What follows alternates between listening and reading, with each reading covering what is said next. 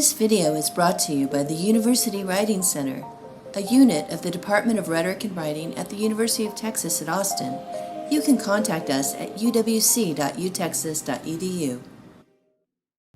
Hi, I'm Jamie Garner, a graduate student consultant at the University of Texas at Austin's University Writing Center. You can visit our website and you can read all about how what we do is non-directive and non-evaluative, and we'll give you a little bit of an explanation about that. And you'll know that you work for 45 minutes one-on-one with a consultant, but that doesn't tell you a whole lot about what a session actually looks like.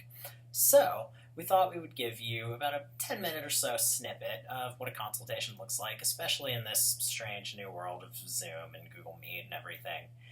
Extra special thanks to Tia Butler, a PhD candidate in the Department of Comparative Literature, for allowing us to record a portion of her session. We hope this is helpful, and I'll say a little more at the end about how this one's a little different, maybe a little different from what you'll get the first time you come in, but this is what a Writing Center session generally kind of looks like. Enjoy. Hey Tia, how's it going? I'm good, Jamie. How are you doing? Doing well. So what are we looking at today? All right. So today I wrote an introduction to a new chapter I want to include in my dissertation. The goal is that I can show my advisors that I can add this chapter kind of this late in the game without hurting my progress. And also I think it will really bring the dissertation together full circle. Okay. Yeah. So you're going to add this one. And this is one, is this based on some like other work that you've done in the past, or like what's the, so where is you're pulling this in from? Yeah, I'm pulling this in from a little bit of my master's project, which I was in the Spanish department then, so it's called a qualifying paper. Okay. And then also it goes back to sort of the media studies work that I like came into grad school doing, which was on like golden age Hollywood cinema and like how that was a feedback loop with the American media system of the time. Oh, cool. Okay. Yeah. Awesome. Okay. So how can I help today with this piece? Sure. I thought we could just look at this draft. It's very rough, but I think it's kind of like we talked about in the past. I want to show my advisors something so that they can see that this is a fully thought out idea rather than just like, you know, something I proposed to them but haven't worked on. So yeah. I thought you could just read these first couple of paragraphs, and I'd love to hear what you think about making the argument more clear, especially since I'm presenting it for the first time to my advisors. Okay, perfect. Do you mind if we read it out loud? Would that be okay? Totally fine. Cool. Would you like me to read it, or would you prefer to read it? I will read it. Okay. That you want to take notes on it? And yeah, I think that'll help me take some notes, and I can ask some better questions there. So I'll be focused on it. Okay, awesome. Okay. So whenever you're ready. Okay, so I'm tentatively titling this chapter Haiti in Hollywood, Flawed Representations, Failed Relations. Okay. And it starts.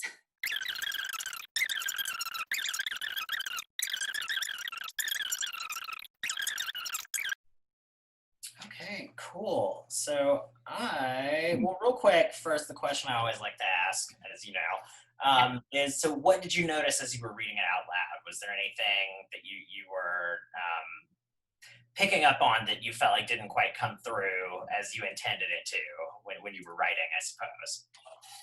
Yeah, I think that there's this conflation I need to work out, that this is like a comparative chapter that wants to look at both the films that were made at Hollywood in the period, but also the US media that was presented. And I think that I need to really clarify that these are the two visions I'm comparing. And then along with that, then I need to say that, so ultimately I'll argue that like Haitian authors were pushing against this, but the hegemony of the United States media system really hurt their capacity to save the Haitian image for American viewers. Yeah, I think that makes sense, because that was something I was wondering about as I was reading. A question I had also is, so what are you, I mean, the first paragraph seems like it's just sort of giving this really broad summary. Is there anything else that like what's that opening paragraph trying to do, I guess, for your reader, I suppose, as you were writing it? Yeah, I think that what I wanted that paragraph to do is beckon back to work that I know is in my introduction, because an important thing I talk about in the introduction and in the dissertation is that the United States and Haiti have always been really intertwined. Like they are two nations that revolt against their like hegemonic colonial powers, like kind of in the same period of time. One of them thrives and then the other one fails, and Haiti really fails because the United States wants it to fail. Mhm. You know, like it's the United States doesn't want another nation to gain supremacy, especially not one that's so close, and especially not one that's so black. And so I think I want to like be able to be like, this chapter is like, Haiti and the United States have always had hard relations, and then Hollywood really reinforced that to like the broader American public in a way that hadn't been done before. Yeah, I think that makes sense. One thing I'm wondering that might help, your reader get a handle on this argument right off the bat is Mm. I'm wondering if are there any, and we've talked about this before with other work you've done, are there any examples that I guess are not going to be central to your, argument, but that might sort of thematically kind of help you set up what you're kind of going for here? Because that was kind of the thing I felt as a reader, as I felt like I got a sense of the direction of the chapter. I felt like I got a good sense of how you sort of, in this, in the partition at the bottom, especially where you're telling, like how you're going to organize the chapter.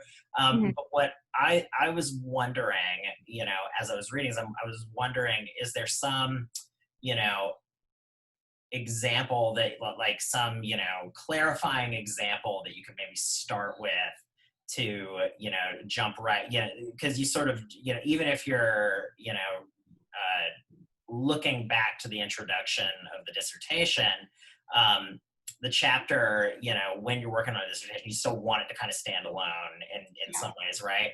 And I think for me, what I was, wondering as I was reading is like, okay, there's some example of where you see this working out that's not going to be, central to your argument that you could put at the beginning as kind of a thematic kind of Yeah. setup, I guess. So, yeah, I have a couple of ideas on that. So, if I scroll down in this part one, like where I describe the like Mhm. U.S. occupation of Haiti and how it started, there's a couple of events that happened that really caused the United States to feel like we have to occupy it. Yeah, And the most prominent would be that Germany had a really big influence in Haiti during this period. There were a lot of wealthy merchants that were doing trade out of Haiti.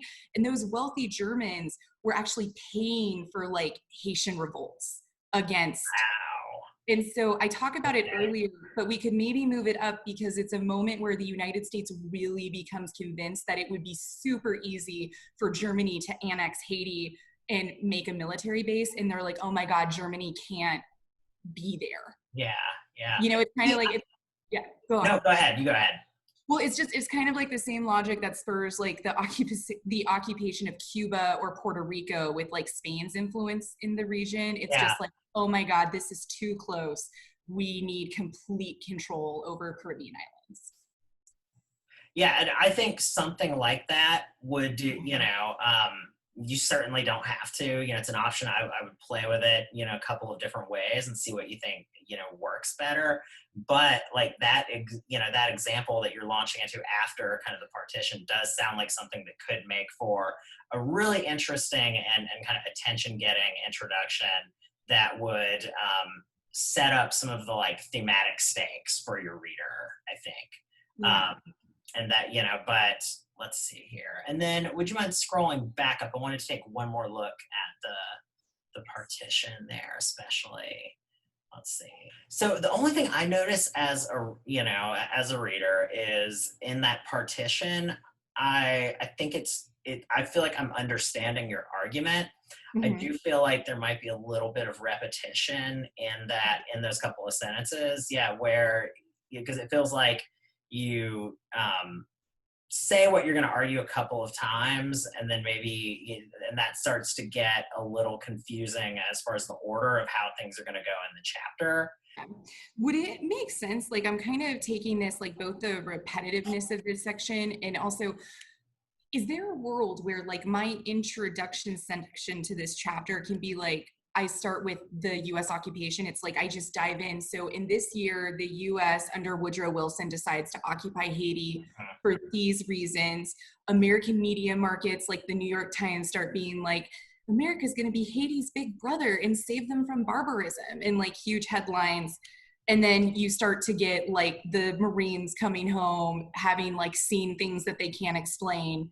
Does that make sense? And then just start like the occupation is my introductory moment. And then I explain that I'll analyze Hollywood during the US occupation with the films. That does, and I think that's smart because that would let you get some of that like context that you need, that you would have, that'd let you cut down on the context a bit even later. You get some of it out of the way, but use it use it to frame, the rest of the show. Like, yeah, I think that could work really well. Okay. Yeah. Well, those are my big questions on like this section moving forward. Okay. Well, great. Well, then why don't we move on to the next section that you wanted to talk about? Thanks for watching, and we hope that gave you a good idea of what a Writing Center consultation is like. Your actual session might look a little, especially if it's your first one, might look a little bit different than what I did with Tia, just because Tia and I have been working together for several weeks. During your first session, you'll get to know your consultant a little bit and talk about your overall dissertation project or your article or whatever you're working on, and give them a sense of your goals and what you're hoping to accomplish during that time. Don't forget to check out our website at uwc.utexas.edu if you're ready to make an appointment, and also check out our grad student services page, which has information about our writing retreats, our workshops, and all kinds of other resources for you. We'll see you in the next video.